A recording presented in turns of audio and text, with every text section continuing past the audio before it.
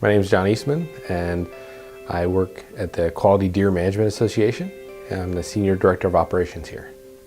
My dad liked the outdoors. He enjoyed camping, but he grew up in New York City, so he was not a hunter. That was just not something that was part of his heritage. About 10 years ago, my career took me to North Carolina. My wife met a group of mothers for a mom's group, and so the dads got together for poker. And one of my friends in the poker game, one day he said, "Hey, would you like to go hunt deer? I got this permission to hunt this wonderful property. We're gonna go deer hunting. Would you like to come with us?" And so that was my first invite. And I said, "Man, I would love to do that, but what do I do?" I had no clue. So he's like, "Well, you're gonna need a license, hunting license. Have you ever had hunter safety? Were you a Boy Scout?" No, I wasn't a Boy Scout.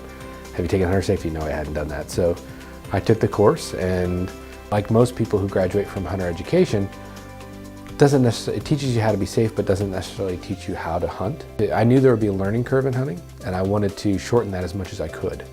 So I was searching everywhere for knowledge. But I can tell you as an adult, it can be intimidating or maybe embarrassing to ask for help. But I have found that most hunters are more than happy to share their knowledge and wisdom. And it's something that I think internally, psychologically, we feel is a barrier, but it shouldn't be.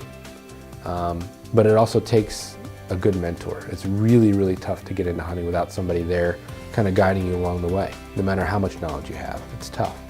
So I was very fortunate and blessed to have my friend Bill, who helped me through that process, invited me for my first deer hunt, took me out there, we sat in the rain and didn't see any deer, but it was fun. It was something I wanted to do more of. Our first couple years we had a lot of unsuccessful hunts, but a lot of good times in the woods, and it was enough to keep my interest and I enjoyed being out there in the pursuit. I enjoyed seeing deer, but never really had a good opportunity. And so after those first couple of years, he and I both started to have success together, and so obviously that drew me more and more in, and it became a personal passion of mine. You know, I try to explain to folks who don't hunt that it's not about harvesting wildlife. That's part of it. That's part of the process. But for me, I never go sit in the woods and feel like I wasted time if I didn't harvest an animal. Until I started hunting, I would never go and sit still in the woods. If you will be disciplined to go into the woods in the dark and sit still in the morning, as the woods wake up and as the sun comes up, there are things that you will get to see that most people will never see, and it's very rewarding. One of my best hunting memories is the day I killed my first buck. I had walked into the woods in the dark and climbed into it was a box stand. And as the light came up, I had little birds flying around chirping. And this one particular bird was very agitated, and he's flying around, meh, meh, meh, meh. And I thought, there's no way he has seen me. You know, I've been in this box blind before dark. There's kind of a little screen in front of me, and all of a sudden I realized why he was agitated. Because up above me, because my stand was sitting in front of a tree, I heard whoo, whoo, and a big owl, a big barred owl, swooped down out of the tree. He was above me, and landed about 30 yards in front of me in a different tree and turned around and looked at me. And he had, the owl had been in the tree the whole time.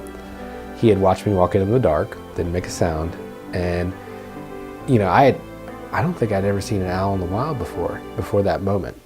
And it was just this really neat encounter with a wild animal. It was beautiful. I appreciated it.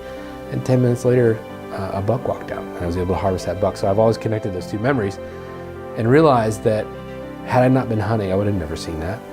I've seen so many beautiful animals and birds and foxes and things being out in nature that I wouldn't have if I hadn't been hunting. And that's what I try to tell others, that it's the whole process. It's not just the harvest.